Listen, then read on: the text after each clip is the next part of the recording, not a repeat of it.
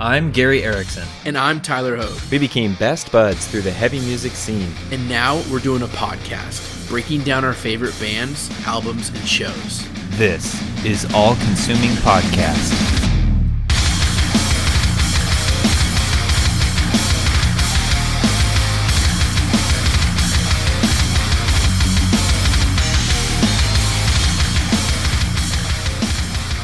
Hey everyone, welcome back to All Consuming Podcast. Today we have a fun episode ahead. Yeah. But before we get into that, I thought I'd ask you, Tyler, since it's been a minute. Yeah. What you been up to? Been up to quite a bit lately. School just got out for the summer, so that's awesome. And started football or spring football stuff. And, you know, and what's interesting is even in all of that and even in coaching football, I still get reminded of our podcast, Gary. Oh? This one kid that's on our football team, he's actually he goes to a local private school, but they don't have a football team, so he plays for our school. Yeah. And somebody told him that I have a podcast that does Christian heavy music. Like someone from your team? Yeah. Someone on the team, you know, because the kids find out and stuff, whatever. You know, and so he came up to me and he said, "Hey, Coach, I hear you have a Christian podcast for heavy music." And I was like, "Yeah, who told you?" You know, and he's like, "Oh, this guy over here." And he's like, "So did you have you ever talked about Wolves at the Gate?" And I was like, "Well, actually, no, we haven't fully done that, but you know, I've trying to get away from my statement I made last episode." To be fair, you have talked about Wolves at the Gate. That is true. And not negatively. I think they're good. They're just, they could be on the local soft rock radio station, I'm kidding. Yeah. I shouldn't have even said that. We'll edit that out. Sure we will. Enough about me, Gary. You've been traveling the world or the United States. Seems like that, yeah. The last few weeks, going on vacation, living it up. Right? Yeah. I'm happy to be home. I'm done with vacation. That's good. Yeah, went to Long Beach last week. It was 55 on the best day with the sun out. Oh, yeah. So it's still pretty cold. And so coming back here to 75-degree weather is just amazing.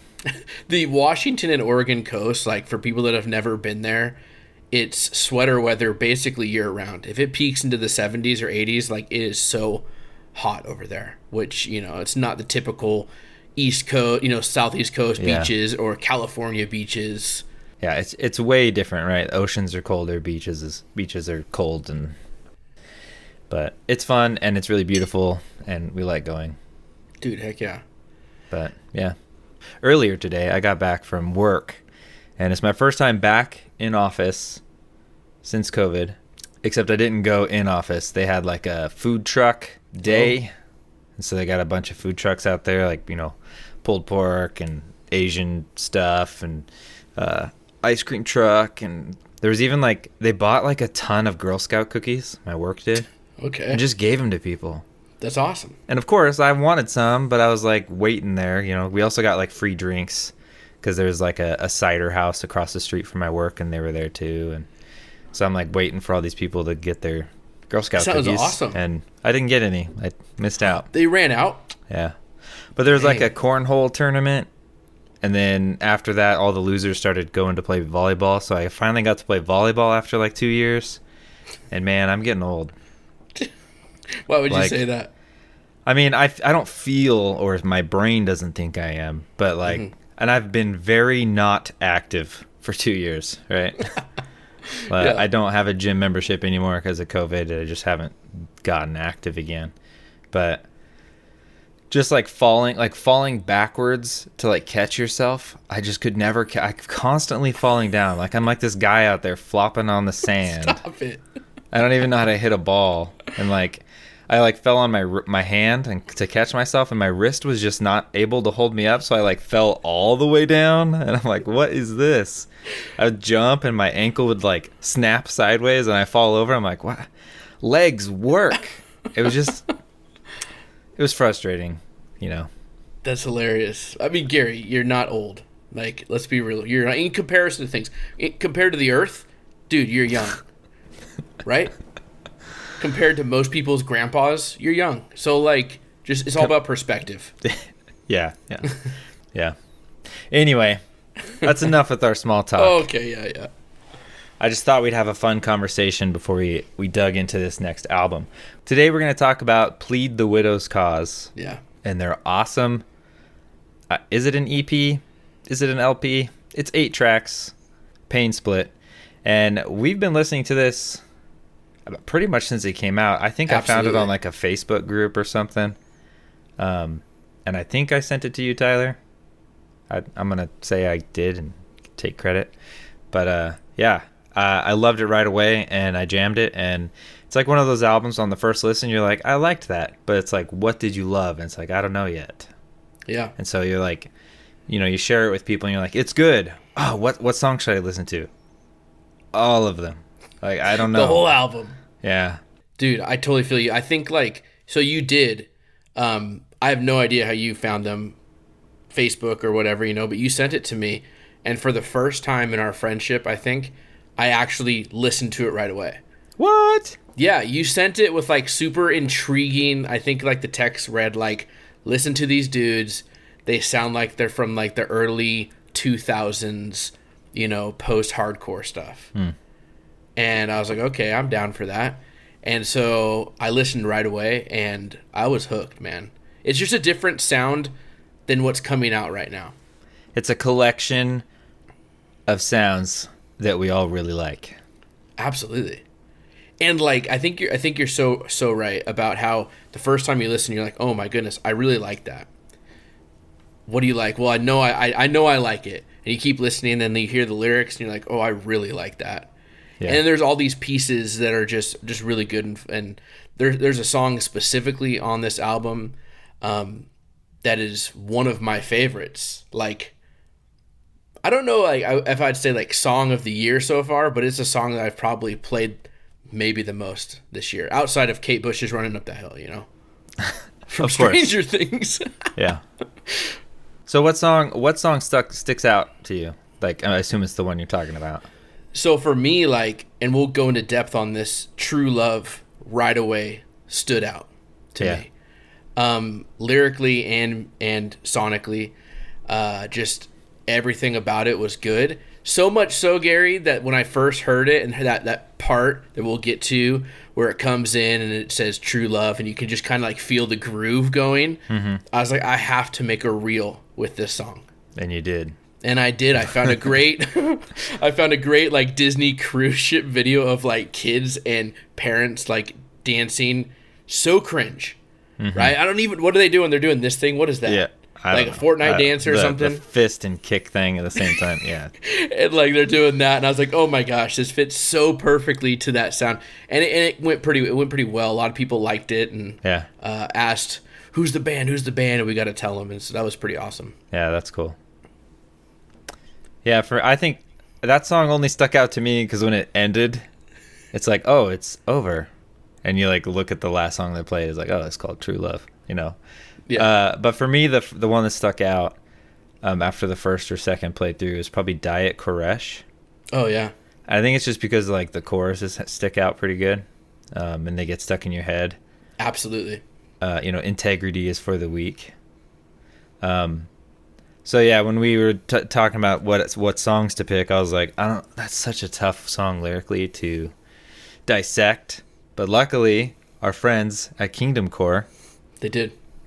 Kingdom Core podcast, they interviewed them and asked them the tough questions. So that kind of answered some of our stuff. We've got some material to build off of. Yeah. So if you guys like these guys, after we talk about them and go through some of our favorite songs, we're going to talk about 6 of them today. And I'm pretty sure we're going to convince you that these guys are awesome. Absolutely. And you all will love them. Yes. But, if you really like it and you want to like listen to some of their personalities and like the band themselves, like you go listen to Kingdom Core podcast. Yeah. It was a good interview. It was really fun. And they're really awesome Christian dudes. And I really like how they kind of talked about, like one of the biggest things they talked about that I really liked was that it was 5 guys with 5 different musical tastes. Yeah. And they're just putting them all together in this album. And I think you can really tell, going track by track and parts of each song, you're like, oh, that kind of sounds like this band, that kind of sounds like this, like, but you can't say like these guys sound like so and so. Like, they are unique, they are themselves. Right. And I really like what they did. Now, Garrett, if you had to, sorry for interrupting, but if you had to say who they sounded like, you got to give me some sort of, like, someone's going to ask you, like, hey, go listen to Plead the Widow's Cause. And they're like, okay, so kind of who do they remind you of? And you got to give them. Band, I don't really do the band thing. I just kind of throw genres and year ranges. But if I had a gun to my head and someone said you have to name some bands, Gary, there's a few times where I hear, like, Emery, early Emery. There's a few times where I hear, like, Spencer era Under Oath, kind of early, especially, like, there's some vocal lines that I think kind of sound like that. Sonically, in, like, guitars and the bass and stuff, like Blindside. But they didn't even mention Blindside as, like, one of their influences, and I was like, I hear so much. Yeah. And I didn't hear it until one of them said Flyleaf. I think their lead guitarist was saying. And I was like, okay, I get it now. Get it. I also get, like, some of that kind of punkish vibes, right? So more along the lines of, like, we've already done an episode on Close Your Eyes. Sometimes I get some of that, you know, and kind of down that genre too. Yeah, and there's some old hardcore stuff, like, from when I was a kid. Yeah. You know, Strong Arm, Embodiment, like these older, like, they scream a lot, but then they have, like, these talk singing parts where you're like that's really cool. That's like a post-hardcore thing, and they do that in this album as well, and I really like. Yeah. Yeah, all the I think it is hard to put them into this, like, box of, like, who they are, because, like you said, they're all these different musicians with different interests and things they listen to, and they brought it together and they made this awesome band that I can't wait to talk about. Yeah. Yeah, and I mean, the mix is awesome. The production quality is like it gives it this really raw, almost live feel. Yes. And so the guy that did it, John McClario, from not a recording studio. I couldn't find this information anywhere on the internet. I had to listen to the Kingdom Core podcast for this. But it's super awesome. Like, he did such a great job, and I hope that more bands reach out to that guy and, you know, go that route. It's really good. Yeah. But, you know, overall, some good, clean fun. Do you like the album art? Yeah, I'm trying to think of it right now. Is there, like, a spine involved? Yeah. I think, okay, so they released, like, their first shirt or whatever I saw, like, on Instagram, and like their first, like, shirt, you know? And I was like, I'm buying it, right? I was, like, so in on these guys. I was like, I'm buying it, and I'm posting a picture, and they're going to repost it, and that's going to be so sick, you know? And so I bought it, you know, and I actually I think I did a reel in it, and they actually spotted that I was wearing their shirt, which was cool. But I think it has the album art on the shirt, and it's like a spine, and it's actually bothers me that I haven't looked or thought that close of, like, what the rest of it is. So rescue me, Gary.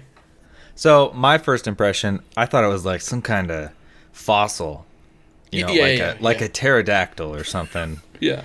But it's, like, super abstract and weird, and I think there's, like, it's just, you know, turned into black and white and makes it really weird. But apparently it's like a deer carcass that's floating in a river with, like, the rib cage hanging out. Oh, yeah, okay. I kind of see that. You know, I see the pterodactyl also, in a sense, like a fossil, but I get it now. Okay. I still don't get it. Even with that, I'm like... No, I like that that's... Okay, so that's what it is, right? Right. But there's obviously stuff done, and I like how it's kind of like this abstract, I don't really know what this thing is. Like, we'll say it's artsy. It is. Yeah. It's unique. Now, I don't know. For me, truthfully, album art, like, doesn't get me going. I know. You're a single guy. You don't do albums. You just. I'm not a single guy. I'm married, Gary. I mean, like, you like singles. You're like, I like singles. I like that Taylor Swift song. Bye. Yes, absolutely. But like, to me, some of my favorite albums, I think of, like, they don't have necessarily the best album art, but maybe they do. Maybe in their mind it is. Like, I know some people, like Chris from the Kingdom Core podcast, he's really into album art, right? And he talks about it a lot. And they do, like, what's your favorite album art? And you also, Gary, always ask me, what do you think of the album art? And I'm like, it's cool.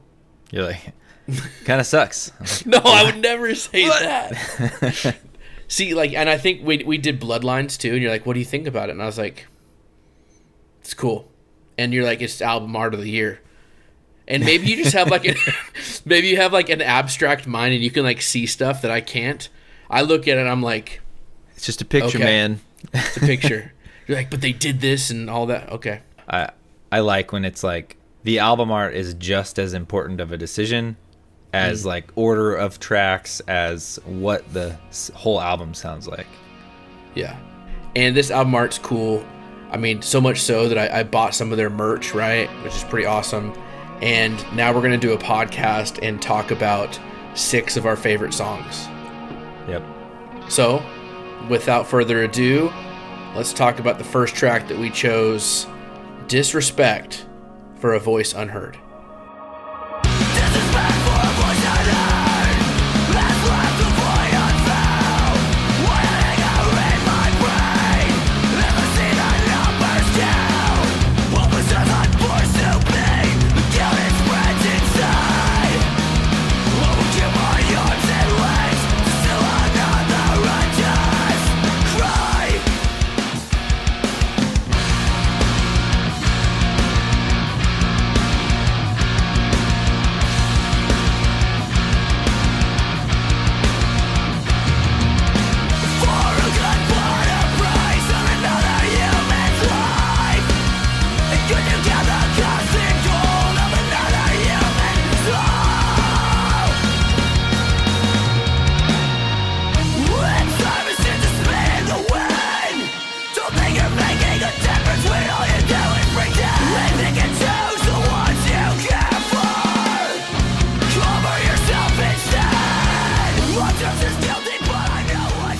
I love the way the song jumps in quickly after, the 30 seconds of build up with punk drums. I think that's what really stuck out to me was like, okay, this is going to be lightweight and quick, like punchy. This isn't like breakdown. This isn't like metal core, Yeah. And I really think it's a defining way, this punk, I don't know, heartbeat of the album. I feel it, and the drums, like you said, the drums are killer here. Like, it is. It's a punk drum, and it goes kind of hard.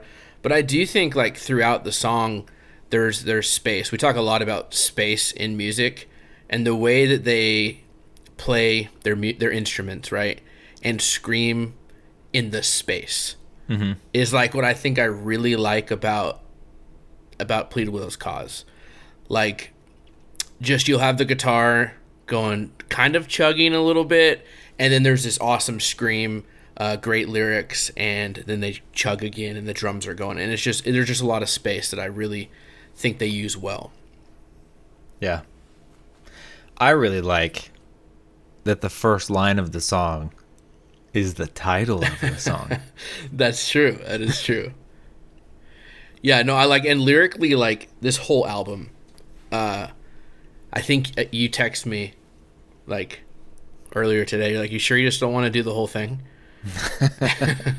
And I was like, I do, but I also think, like, if we do all 8 songs, we might be here for 2 hours.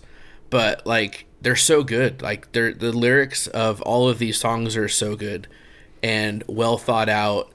And, like, I identify with these guys, yeah. I feel like. I really feel like I identify with these guys, and I can know, like, whoever's writing the songs, like, I feel like I had the same heart, and think the same way. And especially with this song. Yeah. And this is first song I chose. And I think mostly because this idea of like the voices, the people that cannot speak up, that do not speak up, or like, this unheard voice has been ignored. Like, of the marginalized. The marginalized in society, they're disrespected. They're being killed.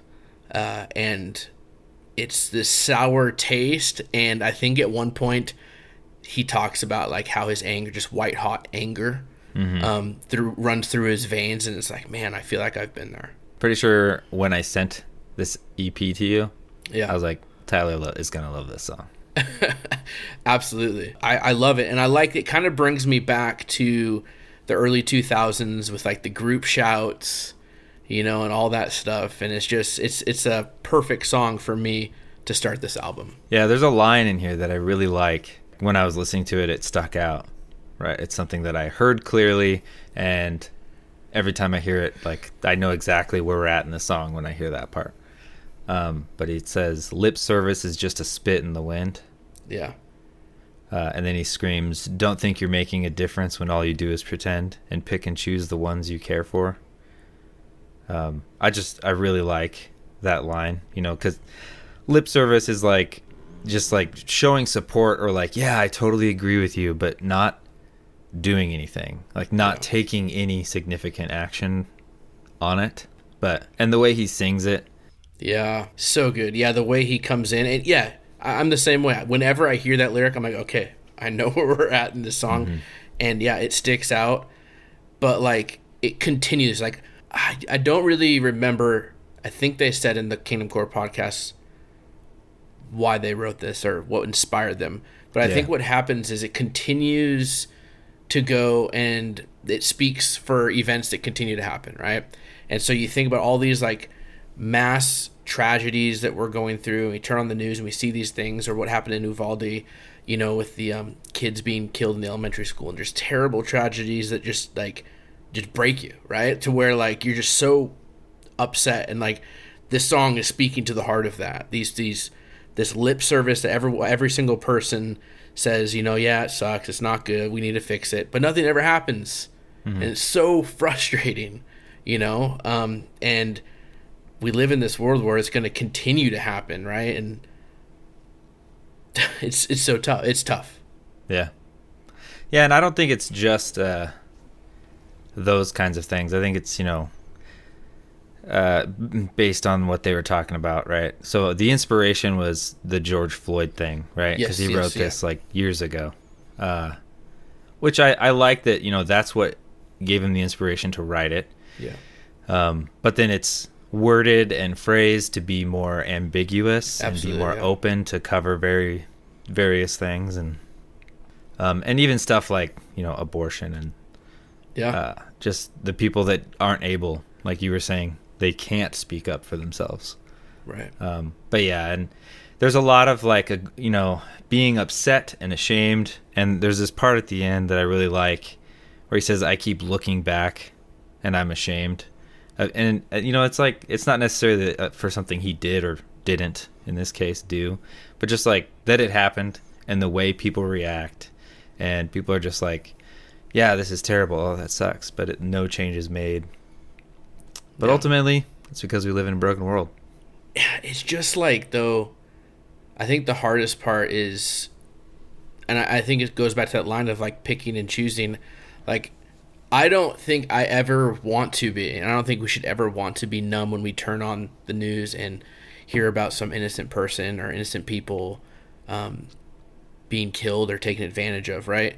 But it seems like that sometimes happens. It's like, there's another school shooting, or there's another, some sort of genocide in another country, or what's happening in Ukraine and stuff like that. It just, you almost get numb to it, right? Well, I think it's because of media.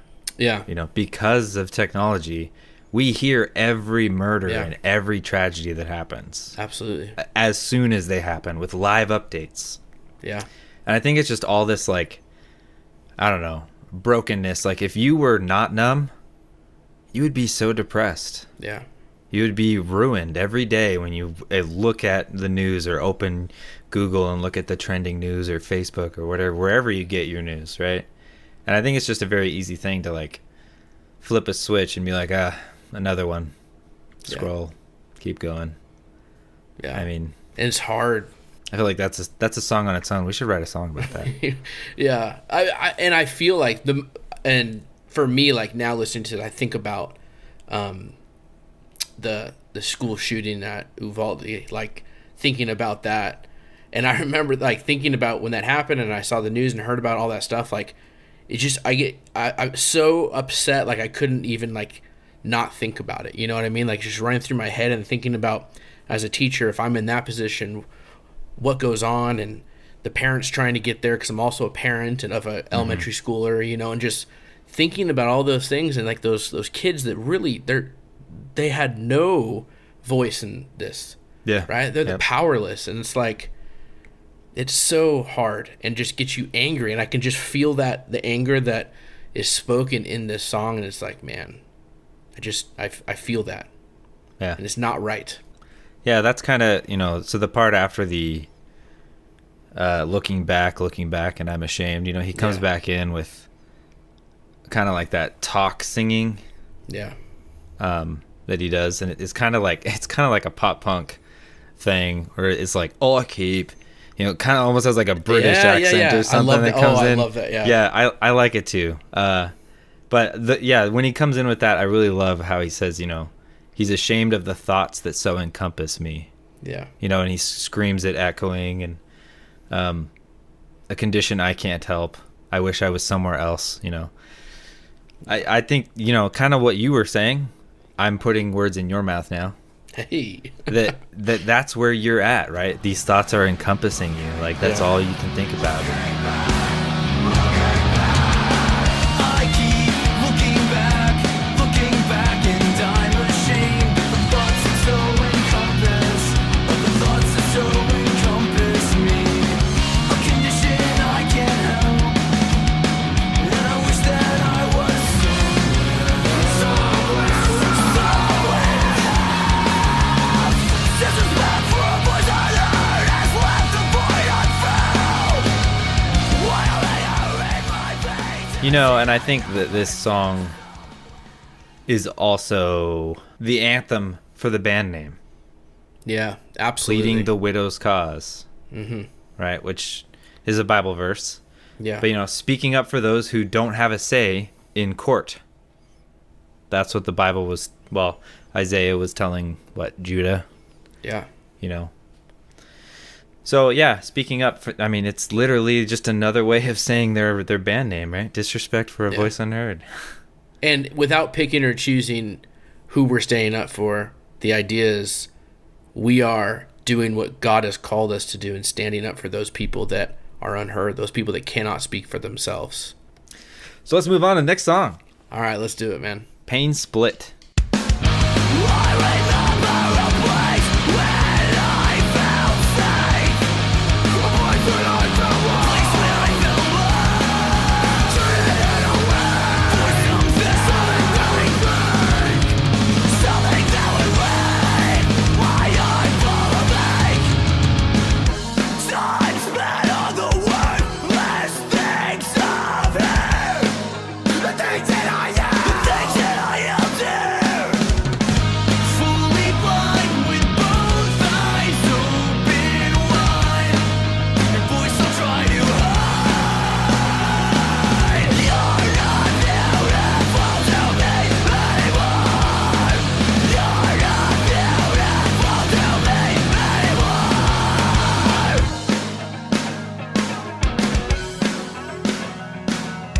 Pain Split jumps right in and just gets to the point.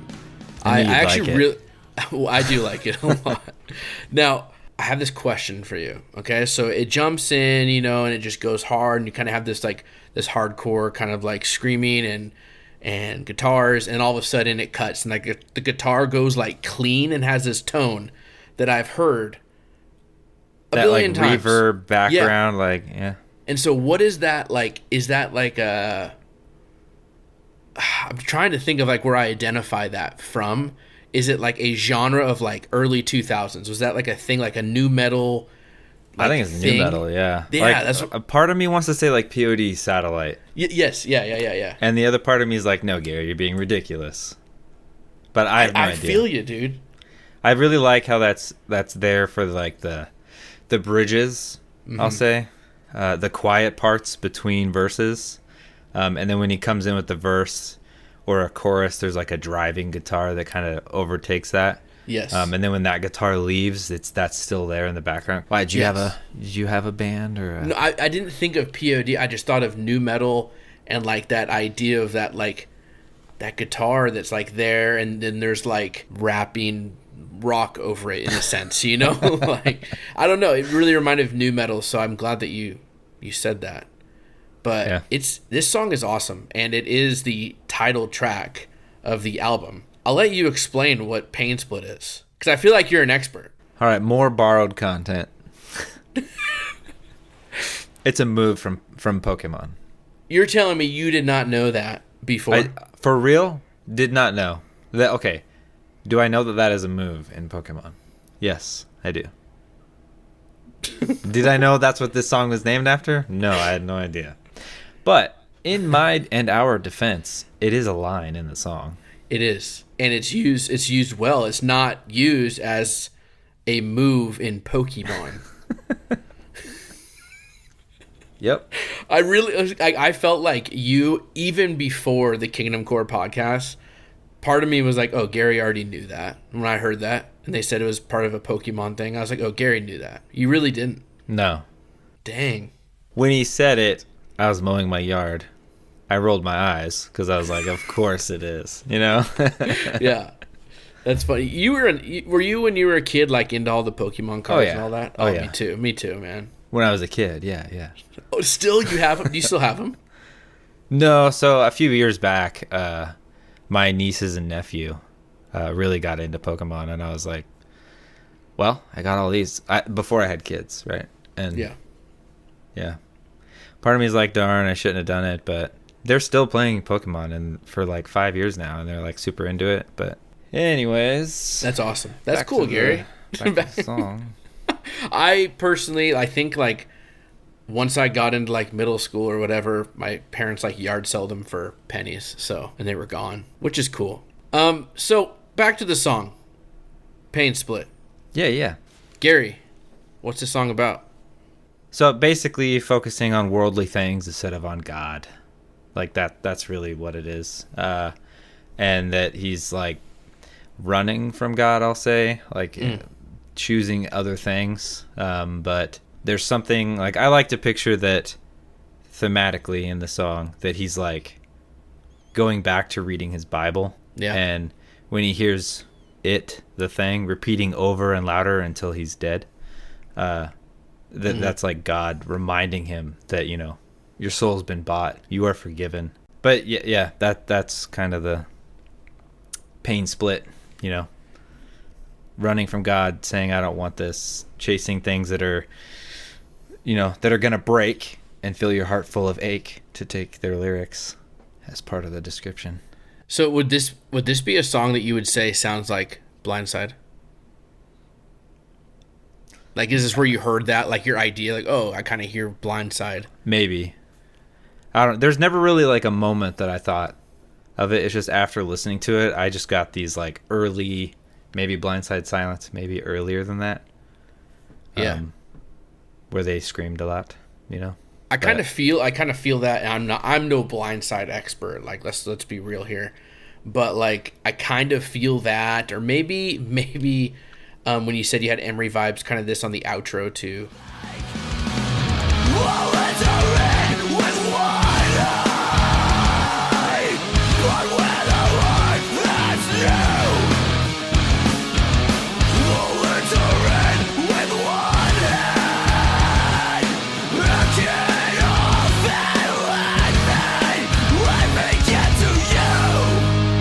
Awesome lyrics, right? He says, I'll enter in with one eye, but with a heart that's new. I'll enter in with one hand, hack it off, and let me get to you. And it's just kind of a breakdown, right? And it's heavy, and he's screaming, and it's just an awesome outro. Yeah, that gives me like, I don't know, close your eyes kind of vibes, or I don't know, like who really ends a song that's like let me get to you, where they scream it like that and boom, it's done. You know, it's like this like hardcore yell. Not quite Sleeping Giant, but you know, something like that. Yeah, one of my favorite lines in this is kind of the part that I talked about after he says, you know, repeating over and louder in my head until I'm dead. Is the line, all my evil actions and every evil thought are taken down and hold nothing now. My soul has been bought. And I love the way that the music builds with the vocals of it. Yeah. And he like holds the, you know, the note for bought and screams it like that. And it's like this longer, raspy shout. All evil actions and every evil thought are taken down and hold nothing now. My soul has been bought. Blind, blind, light, fight of light, broken by strife. They don't, you know, they don't have breakdowns. They don't really have like, you know, I really like the song structure. Me too. I feel like they do like the first verse, a bunch of stuff that might be a chorus, but it's only done once, so is it really a chorus? And then like the first verse again to like wrap up the song. And that's kind of like the hardcore thing to do, right? There's no choruses. We're just gonna say what we mean, and we're gonna. It's kind of what Under Oath did, you know, for some of their songs. Yeah, it's a really good song. It's one that I continually play. And do you think that's the theme of this album? It's the title track. This idea of coming back to God's call, even though like we're failing and all that stuff. Yeah, I think so. I think if you took all the song's lyrics together, I think this would be the average of them. Yeah. Of like suffering practically by choice. Well, no, by choice. Yeah. And just like this reminder of, you know, you are forgiven. Yeah. And then even at the end, the line that you were talking about where he talks about like, you know, he'll enter heaven with one eye, but with a heart that's new. And he'll enter with one hand and hack it off, right? And that's like, the Bible tells you know, like, if you're going to sin with your left hand, it's better to chop it off and not do that. And so he's like, I'll tear my body apart to follow you. Yeah, and I think there's another song that we'll get to that's kind of like that. But I think they do a good job at, okay, for one, here we go. I would say that they're a Christian band, but... It's interesting you say they're a Christian band, not just Christians in a band. Yeah, well, you know, we love that phrase. We do love that phrase. Yeah. Tomato for us, huh? Well, I mean, yeah, for us. Yeah. But you get like... So here's the biggest thing that I've been thinking about lately. Because of our Discord, we have like a huge range of ages, right? And someone will be... So I did a survey. Which O Sleeper album is better?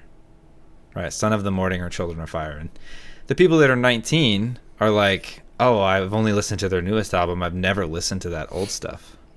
And it's like, yeah, you guys don't even know. Like they think Son of the Morning's great. They think their newest album is so amazing, and I'm like, you guys haven't even listened to their older two, like. And it got me thinking, you know, like of like where we were at 20, you know, 21, and we were dead set on like words like Christian band. Had to. We're older now, and we're like, Let me read the lyrics. I will consume the content, and I will tell you if this is beneficial to me or not. Right. And we look at it through our own lens, too. We can take things and say, okay, no matter what this song was intentionally written about, right? We can take it and still put our view on anything. Yeah, like take the... Like, if you don't know what the inspiration of the song is, we now, as the consumer, get to consume it through whatever way we want. And so you can easily look at a song and be like, they're Christians. Someone else would be like, what? Yeah. Where did you get that? Anyway, my point is, I feel like we think lightly of things because we've already thought about it for the past 15 years and debated with people and argued, but there's still so many people, a whole new generation of people coming up that have never even like, okay, these arguments haven't been had yet. and they're fighting on Facebook groups, and people are like, "Oh, you're so dumb." It's like, well, actually, they're just ignorant. Okay. Now, Gary, you're showing your age by assuming that 19-year-olds are even on Facebook, dude. You got me. You got me. That's funny. Yeah, they're on MySpace, right? That's what it is. MySpace. Yeah. What was there? There was other ones before too. You know, there's some other social media we had. AIM Messenger. Oh, jeez. You ever get on that thing? I No. think that's how I first talked to my wife. AOL Instant Messenger. Wow. Oh, yeah, dude. Yeah, I remember that's crazy. talking to my grandma. That's awesome. So anyway, I think that wraps up the song, right? Yeah, dude. Let's go to the next track then, Gary, which is I'm Afraid of Final Goodbyes.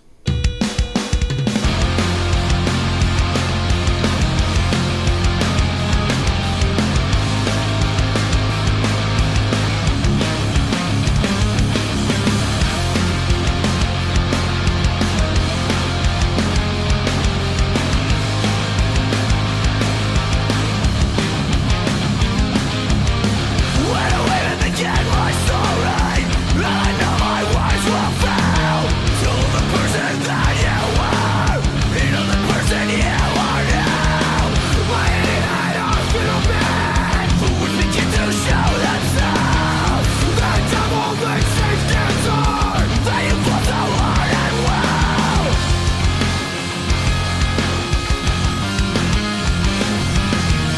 I'm afraid of final goodbyes, even though it's not really the end.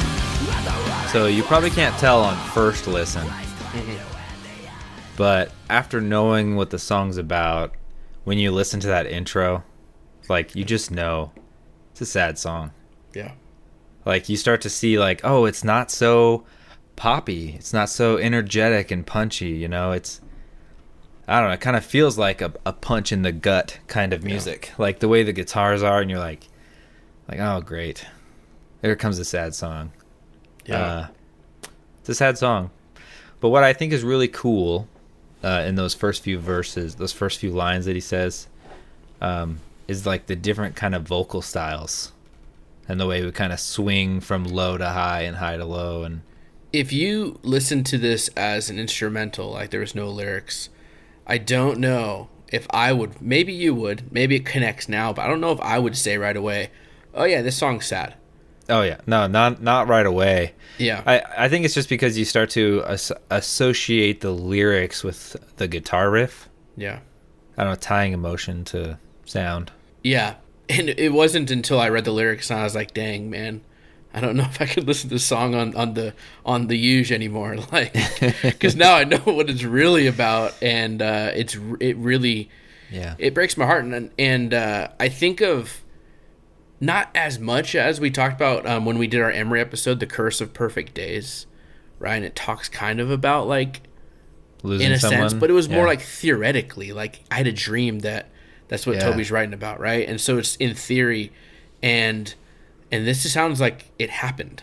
Yeah, so for those that don't know, we're kind of dancing around it. We But are, this- yeah, The song is about someone who fought and lost against Mm-hmm. cancer. yeah, And this song is kind of a lament. It's kind of like his final goodbye in song form. Mm-hmm. So a lot of the verses are like story setup or reminiscing of good times. yeah, Like he talks about, you made Christmases so special. You loved going to the beach. Like it's a sad song. yeah. I think too, like just in my mind, like picturing this, I think of a motherly figure. I don't know if it's mom or grandma or something like that, right? Like, that's my first picture, and I don't know who it's about, right? But you see this, and it's so tough, right? Because even though like it talks about this person passing away, he's afraid of saying his final goodbyes, even though he knows inside this isn't really the end, right? Believing in an afterlife and heaven and being eternally alive with God,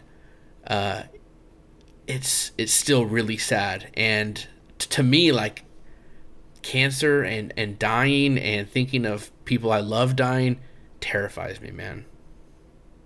Tyler, I won't die on you. Oh, thanks, Gary.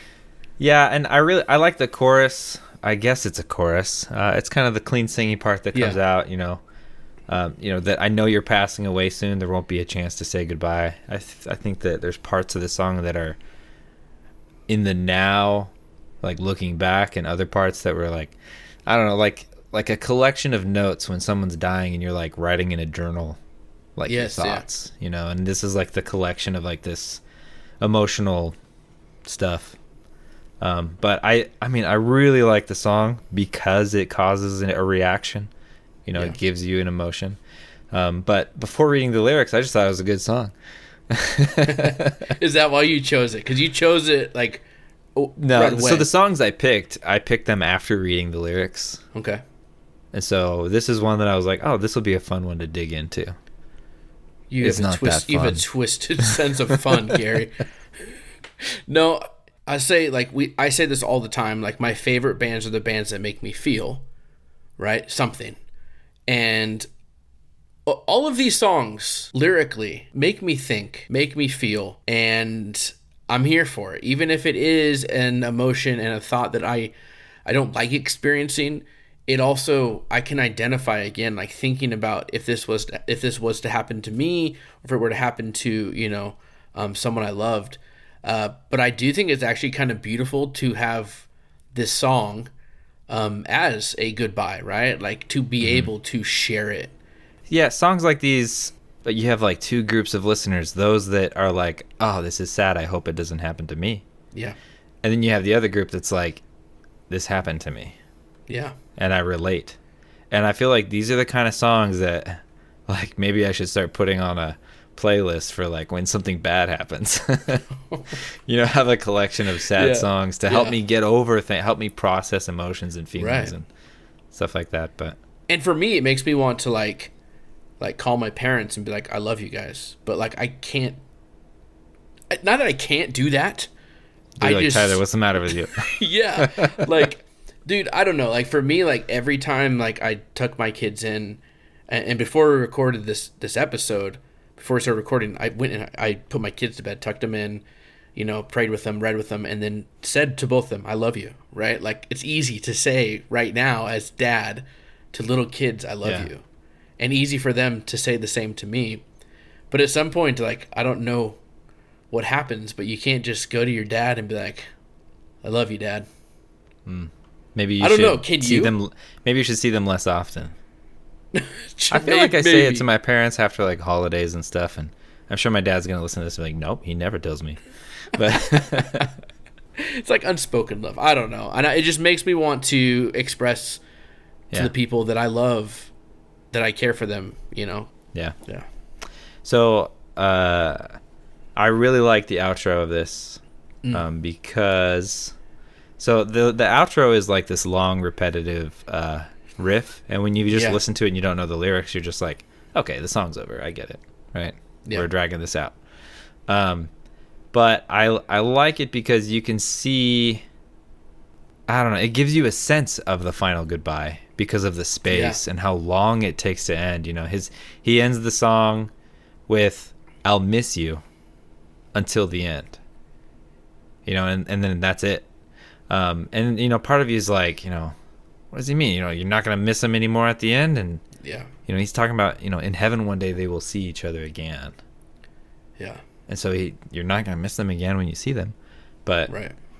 It's just a really cool, like, final thought, final goodbye that is like this 20-second guitar riff, to end the song. And I think that's a good musical choice.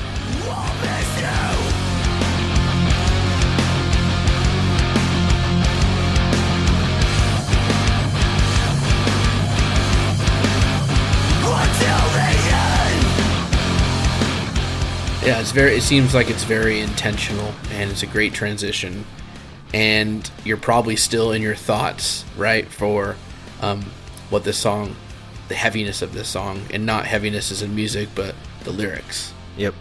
Let's move to our next song we picked, which is Diet Koresh.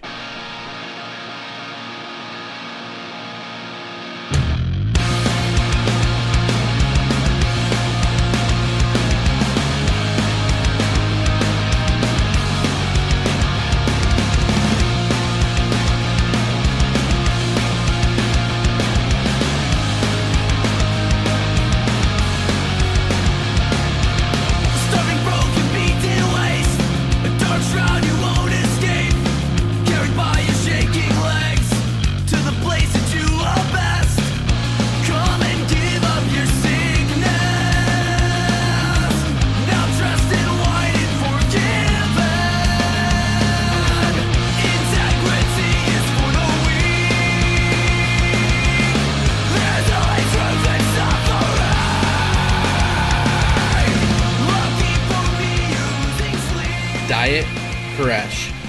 Interesting. And lyrically, we're going to get to it in a second. But sonically, a great song, a fun song. When I'm trying to digest these lyrics, though, and I see the song title of Diet Koresh, this isn't some sort of knockoff Diet Cola brand.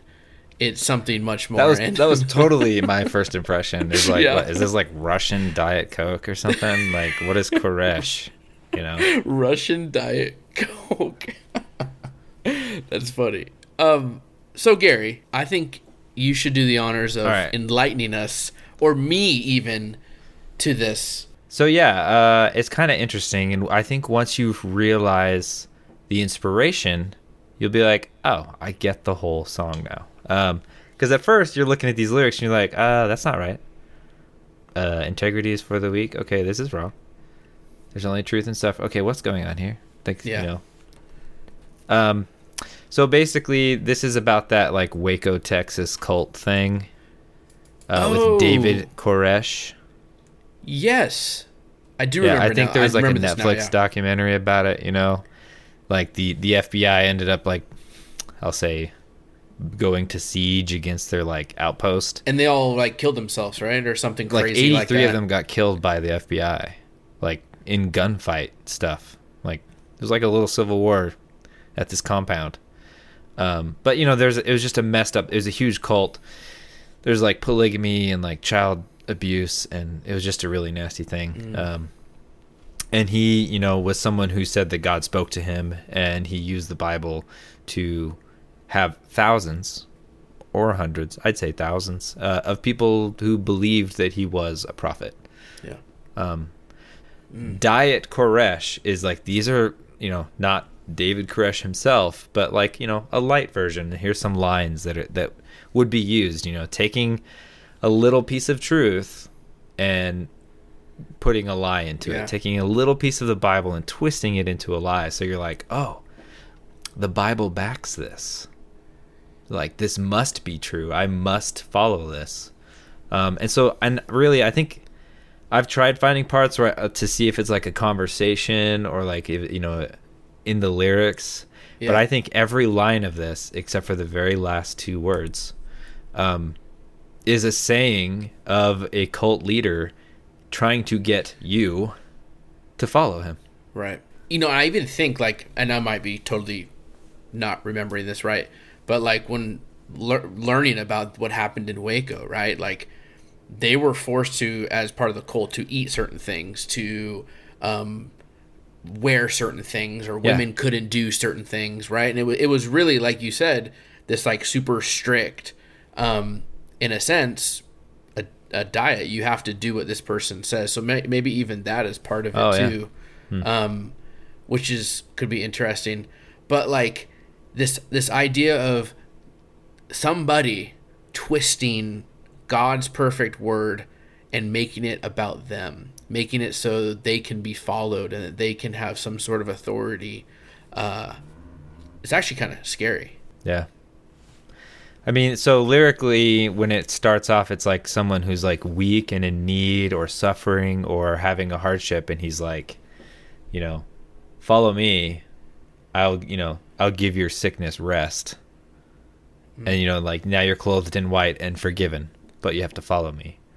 And I feel like the whole song is just this big buildup of like, by the end of it, you're like, oh my gosh, what have I done? Why am I following this person? Right. But it's an interesting song because, you know, on my first listen of the album and like without digging into lyrics, like I'm like, yeah, this is my favorite song.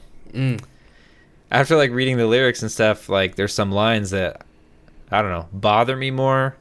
Not because like, they don't bother me because it was said, they bother me because of what they represent. Right. So it's not really my favorite song anymore. But it made me think about like how many songs do I listen to, especially, you know, from secular bands, that I'm like, I really like this song. Like there's that line that sticks out. It's catchy. I like it. I like singing it. It's fun. Yeah. But then like I never dig into the lyrics and figure out, what am I really listening to? What do I really like? You know, what's really being told to me? Not anything to do with this song, but that was just a thought. trail Well, it would so take. now, like, you nailed it on the head when you said it's going to change my entire interpretation of what I was going to talk about. And, like, even, like, the last part, like, it's a huge buildup to literally, like, God changed his mind and you're all damned to hell now. Like, you're going to die for this cause. Yeah. Right? It's like, wow, that's heavy. That's crazy. And that happened, right? Like, that actually happened. And yeah, because he was like a apocalyptic kind of preacher, and he's like, "This is the end of the world. You have to die, for us to go to heaven. Drink the Kool-Aid." Right, that type of deal. Yeah, and it's really interesting, and lyrically, there's stuff that sticks out. That's like, you can tell as the song goes on, the word choice gets a little more intense. Like he'll say something like, leave your family behind who needs them anyway. And it's like, well, wait, what do you mean leave my family behind? Like, now you're part of this. And he says, like, don't communicate to the ones who show God hate. It's like people are trying to tell you, hey, you're in a cult, get out of there. It's like, oh, they hate God, stop listening to them. Keep listening to me. Please don't communicate to the ones who show God hate. From your family, turn away. You don't need them anyway. Why keep away? Why hide? What's all the thought of me? No need for worldly thoughts. Your mind will be set free. Those building back. Another line that they say that is building up, the non-compliant will burn in God's wrath. It's like, if you don't follow what I say, God will kill you, or you're going to go to hell because you're not following the machine, I'm pretty sure, too, like, going on that idea of flames, that they set their place on fire, too. They did. And, like, they ended up, like, a lot of them perishing in the flames, too. Yep. So that could even be, like, a literal lyric. See, now I need to go back and really dive into this. You going to go reread the Waco, Texas? Maybe. What was that called? The Branch Davidsons? Davidians, that's what it is. Yeah. Gosh, and it goes, there's a lot of themed of this stuff, not necessarily the same as a prosperity gospel preacher, but in a sense the same idea of, like, tweaking God's word to fit your narrative, to make you seem like this amazing person, to offer something for somebody else, when really the idea of Christianity is this free, unconditional love of Christ, right? Yeah. Like, that's what it comes down to. There's no strings there's attached. nothing you can do to earn. Where these cults are like, here's all the things you have to do to earn salvation, to be forgiven. These are all the requirements. And, as humans, we like a list of do's and don'ts. We like tasks. Yeah. Like, we're wired that way. So it's like, okay, I want to be a Christian.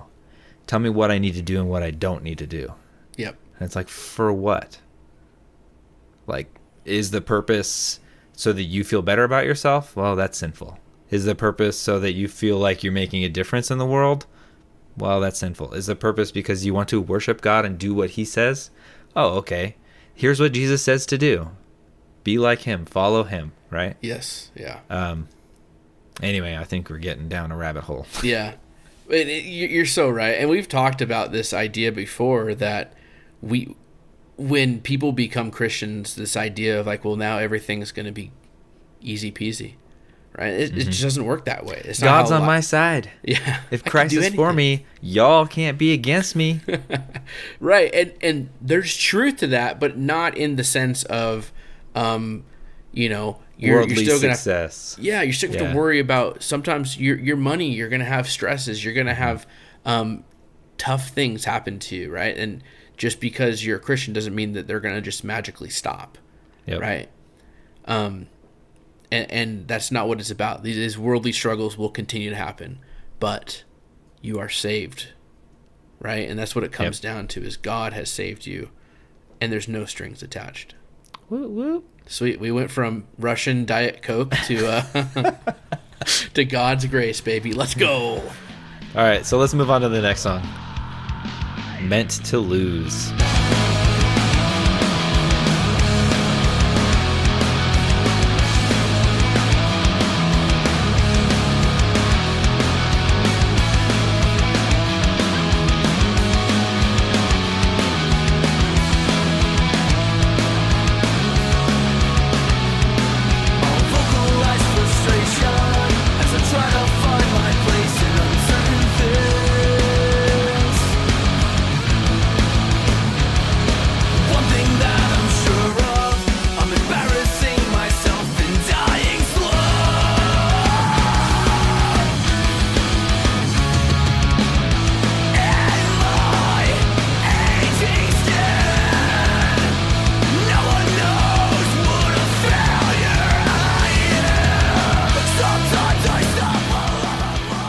So I like musically, this is such a great song. Well, I don't know Yeah. why I say musically specifically. Lyrics are great too. Yeah. You know, the guitar leads on that intro, the first minute or so, I really like the bass in this song. I was just jamming in the background, Yeah. going along with the guitar. And I kind of feel bad because I don't ever bring it up. I meant to talk about it on the last song. There's a bass line that I really like. And I really like how this song starts. You know, it's like vocally different. It's almost like it starts off like an alt rock or grunge rock kind of thing going on. Yeah. And it slowly builds back into strained vocals, which builds into the very harsh, more frustrated vocals. I mean, it's so good. It's a great, I think starting it like this makes it stick out a little more compared to the other songs. Absolutely. I think number one, we do have to normalize giving bass players credit. Like we always, it's part of the background. In some bands it's more pronounced than others, but I'd say like in this album you definitely hear the bass and you're like, okay, like it's groovy, and you can hear. I think we hear it because like we're like paying really close attention, right? We're trying to give other people our opinion. True. Yeah. And so we're like, well, what are the drums doing? What's the bass doing? What are the lyrics? Let's talk about every piece. Yeah. And so like, when I'm just like listening to this, like in the truck or whatever, like driving down the road, I mean, I don't think like, how are these drums? What would I say? Oh, that's punk. Those are punk drums. I don't do that, right? I don't go like, like, oh, I like the way he screams like that. It's more of a feel, like, hey, this is a jam. I like this song. I don't really, pick and choose, but I really do like that we do this now. I like doing this because it's like, I noticed. How many other people noticed, like. And then those bass players out there are like, yes, finally. You guys are the best. They heard me. We hear you. I do think the bassist for this band does an awesome job. Like, really awesome. But the problem is, like, even looking at my notes for this song, I just put, like, the very beginning, I was like, fun guitar. I wasn't like, the bass slaps, even though it does. Like, I should have. But the guitar, let's get back on my notes. The guitar's fun, my friends. Like, it's just a cool riff, and it feels like, like alternative almost, or kind of like we're going more pop punk than post-hardcore. Flyleaf, is that what you think, really? No, I didn't get that vibe. I kind of want to re-listen to this whole album with Flyleaf in mind, foreground, because I wrote my notes before I listened to the Kingdom Core podcast, and they mentioned that, so I was like, I know one Flyleaf song, so I don't know if I'm qualified to say if they sound like Flyleaf or not, or you can hear Flyleaf inspiration. I do this. You're not going to agree with me on this. Okay, I'll just start off with like, you're wrong. You're Let's wrong. Not even bring it up. Okay, so when it like builds, and you're so right, it like builds, and all of a sudden like the vocals are strained, and then the vocals are like heavy again, right? And it's when he comes in and he says like, sometimes I stumble over my words when I speak, and like the guitar like in the background is like, you got like, it's like, kind of has that pinch going, and he's like screaming. I think it sounds like Norma Jean.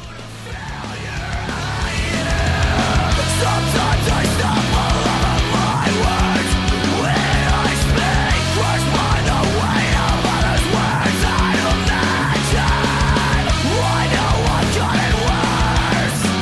I know I've got it worse, and the worst part is I'm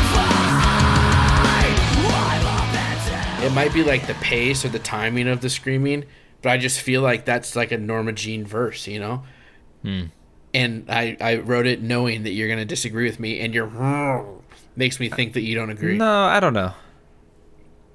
I mean, I agree that Norma Jean makes that sound with their guitar.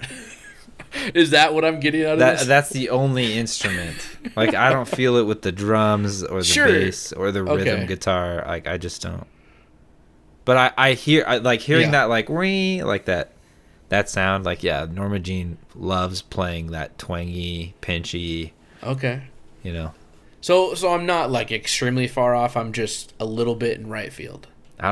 dude, what something sounds like to you doesn't mean that it's wrong. Oh yeah, or back on our right. abstract talk, right? Like Yeah. this is really, it's really whatever we digest. It's whatever you want it to be, you know? Okay, To well, me, it then, sounds like Five Finger Death Punch. I love this. dude, it's been a minute since we talked about Five Finger Death Punch.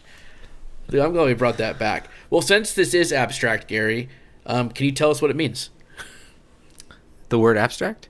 No, what's the can't song really. about? Meant to Lose, man. Yeah, I think it's like I'll say a lamentation, a complaint. Yeah. Okay. That, you know, he's just meant to lose. I mean, this is a downer song lyrically. But I feel like there's a lot of people out there that can relate. I mean, just to throw the words out that are in this song, right? He's overthinking, stumbling, embarrassing himself, getting older, struggling with social cues, you know, feeling like he's meant to lose, name of the song. Paralyzed by fear, thoughts are racing, he can't sleep, he's dreading tomorrow, and he yells like, I need help. No one knows what a failure I am. And, you know, there's people that just feel that way. And there's days I feel that way. Nothing goes right. And in high school, this is probably my daily song of how I felt. But it's cool that he's... I'm going to rephrase this. I think it's awesome that he's able to put to words, like, just this collection of this, like, social anxiety kind of feel. Where, like, everything you do, you think you're just doing it wrong. And you're embarrassing yourself. And everyone is, like, watching you. And you think you're, like, the spotlight in everyone else's lives. And, like, that guy's a failure. I really, like, thinking about the specific lyric where he says, in my aging skin, no one knows what a failure I am. Right? Because young people look up to adults, you know, and as we're getting older, people look up to us wherever they might see us on social media and everything looks peachy, but it's not always the case. Right? There's things even every single day that I continually fail at. I fail at being the best dad I can be or the best husband I can be or whatever it is, right? Like I'm still, there's days, especially where I look at it, I'm like, man, I could have got off my rear end and done the dishes for my wife. But I didn't. I sat there and watched an entire baseball game. Yeah. You know? And like, I don't know. So a horrible reminder. This show Bluey, right? Love Bluey. Me too. So good. Love it. The worst part is Bandit, the dad. Yeah. And he makes me look terrible. Like, he is such a great dad. He is. And, you know, the show's hilarious. For those that have kids, if you haven't watched Bluey yet, Get it. I'll say we endorse it. Yeah, it's like, awesome. It's awesome to see the kid's perspective, but also, like, the parent's perspective of, you know, family situations and playing, really, just playing with your kids. And, I mean, it's super real, and it's honest, and I love it. But, man, Bandit is such a great dad. Yeah. And, like, the commitment that he puts in to playing with their kids. Like, I'm at home, like, I'll be like, all right, 5 minutes on the floor, I'm done. I'm going to sit down. Totally. Dad, come play with me. Like, how about you play with yourself? You know, like, I don't want to. Play with your little brother. He doesn't know how to play. I'm like, you know, complaining the whole time. And meanwhile, Bandit's just like, you want me to be mauled by wild animals? Right. Like, pretend animals? You got it.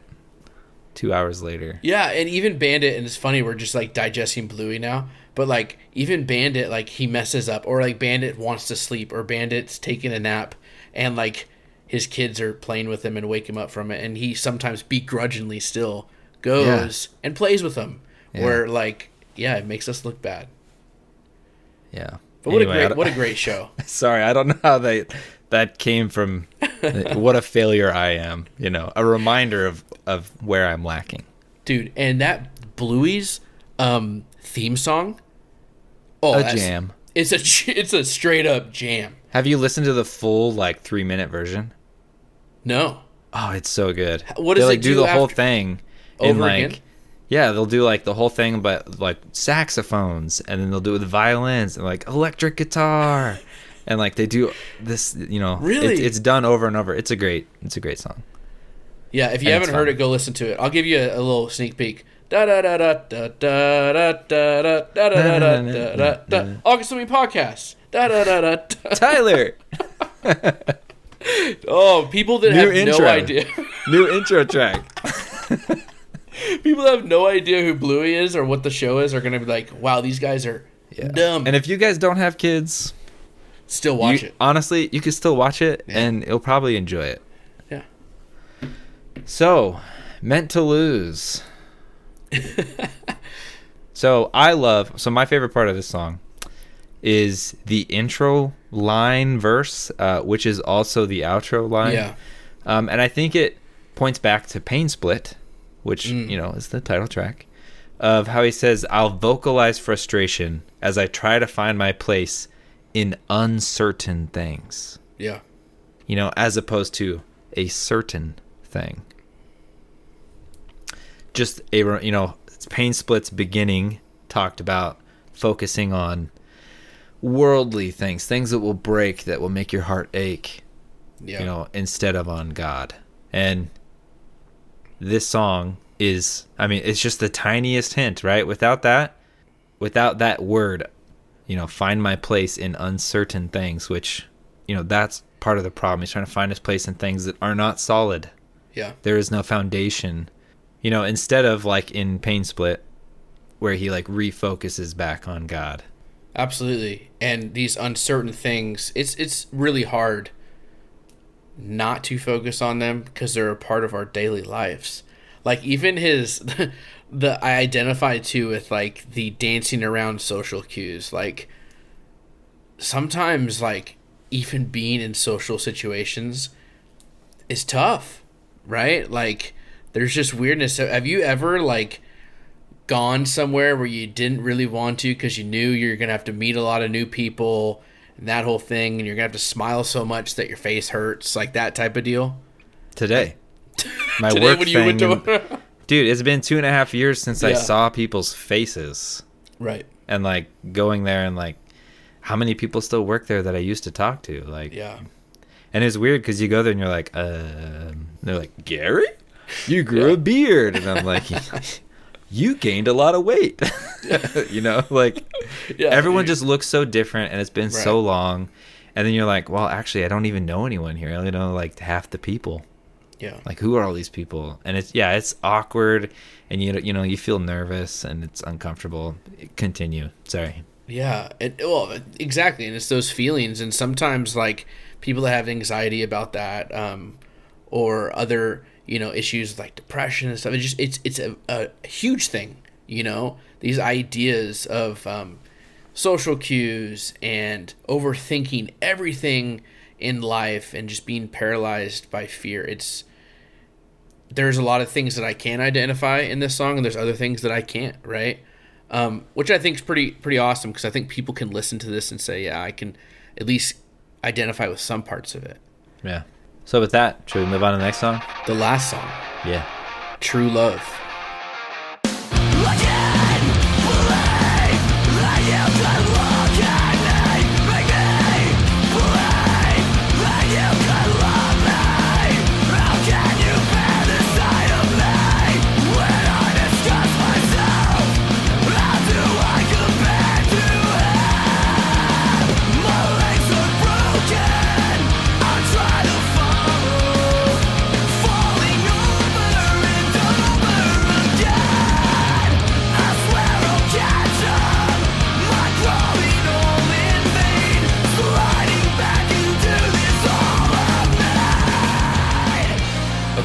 So you told me about this band, Plead the Widow's Cause, and now thinking about it, you're like, maybe I listened to A Voice for the Unheard first, or Disrespect for a Voice Unheard first, but I don't think I did. I think I went to Spotify and did my usual thing, where I click top track, the top track, and True Love was the top track, and right when this song started, and it comes in with that just riff, and it's like a punk hardcore right at you guitar riff, and the screaming comes in. I was like, I'm sold.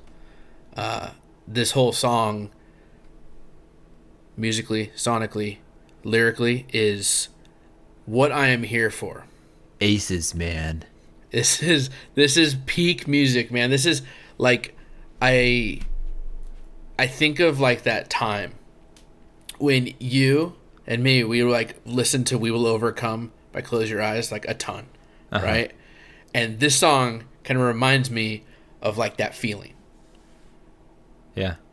You know, the feeling of like I'm fired up right now, like let's go, and just like God's grace, the true love of who God is, like is shown so well through this song. And aggressively, like you just feel like the screaming has gotten to, especially like compared to the last track, Meant to Lose, to this song, True Love, like the vocals are aggressive, and it's almost like it's just this build, and then boom, and it hits and talks about the true love. Why am I doing this? True love for a fallen race. The fire should have me. True love for a broken race. The doom should take me. True love, why protect me? True love, why? What is the sermon that you should show? A God for a dead dog, such as I.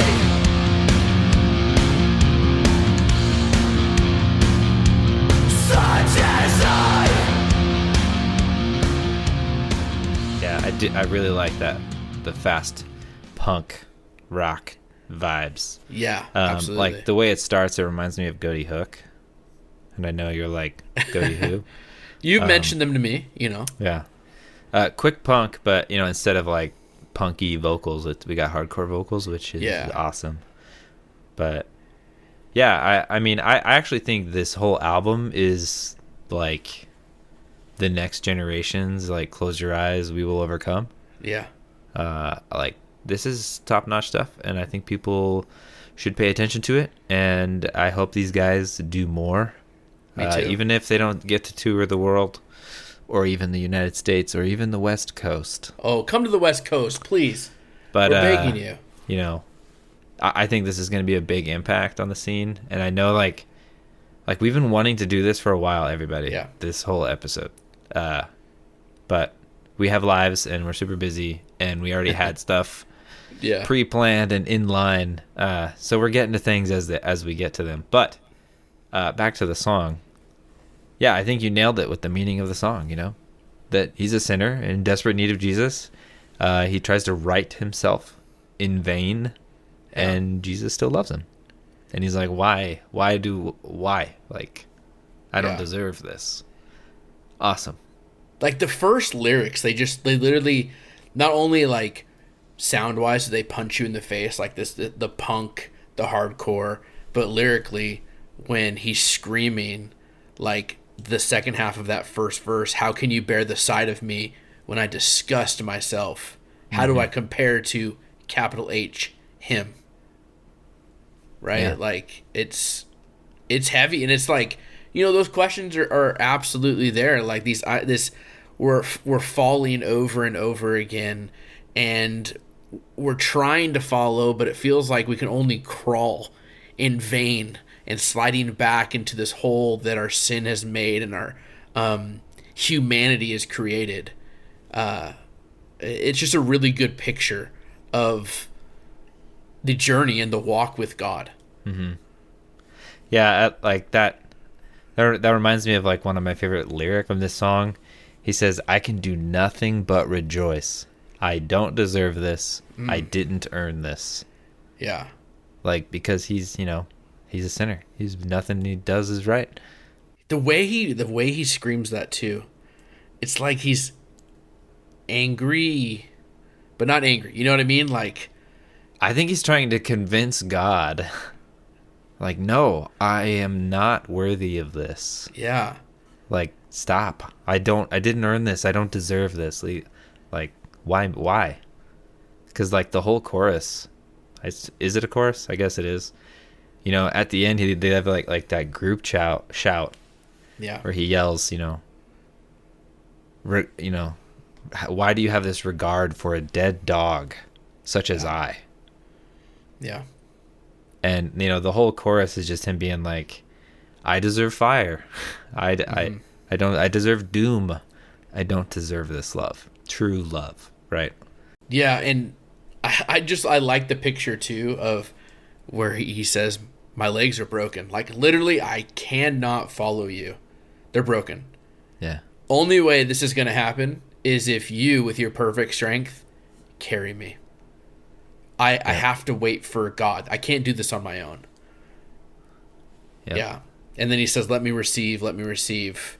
Why have I gotten any of this? And it talks about true love. Yeah. For a fallen race, for humanity in a broken race. And true love, why protect me?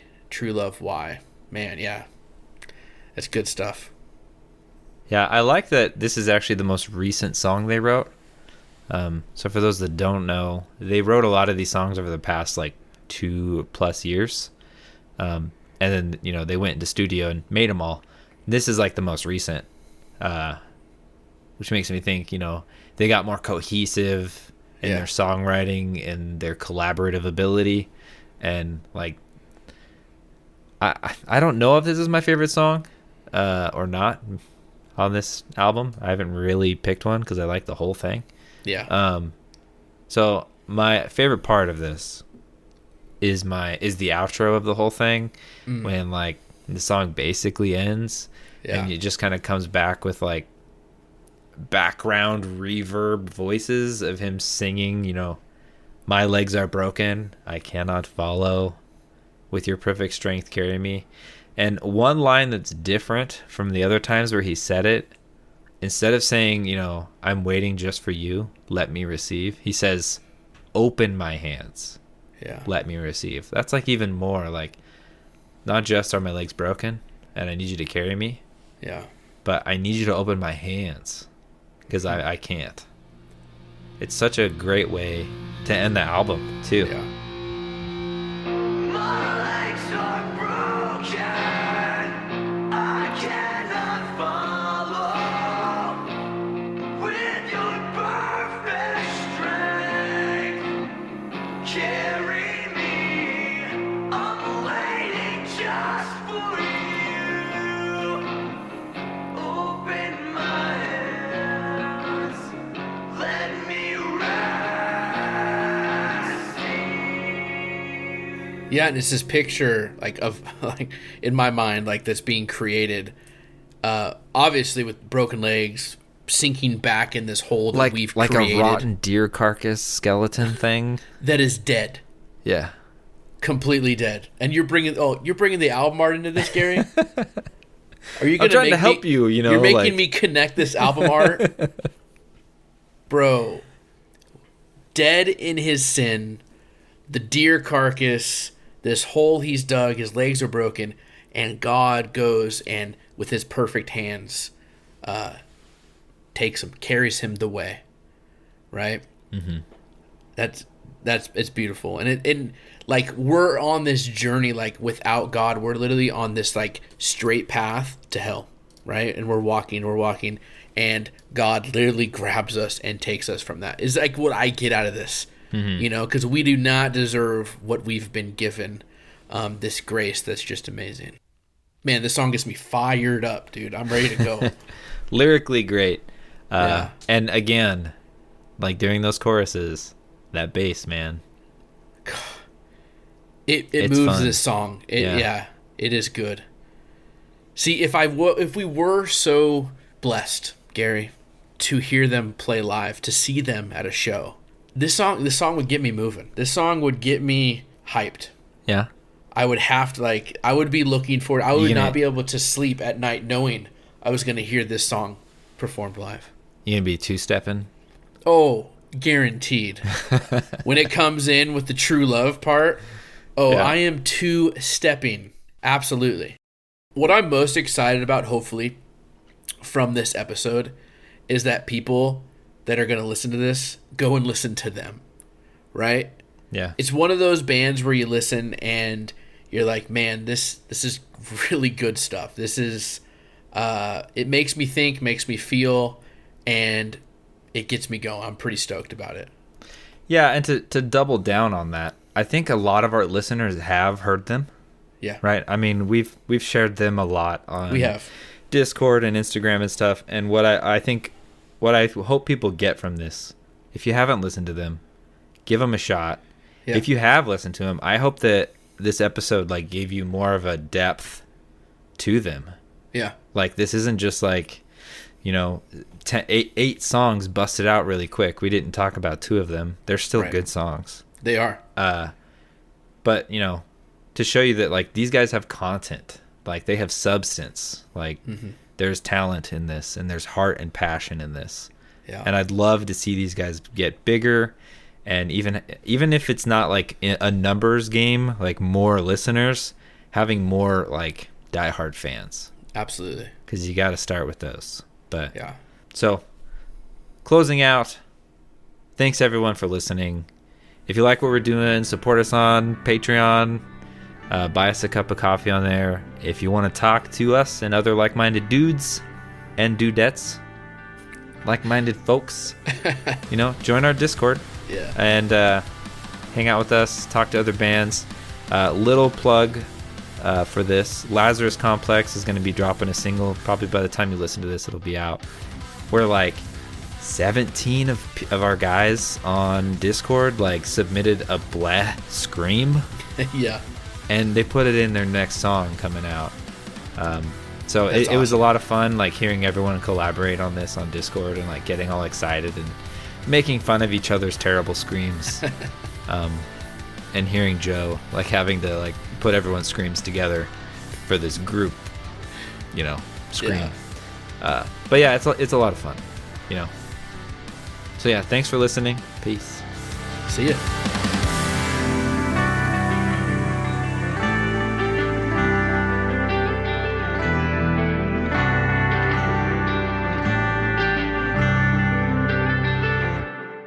Thank you for listening.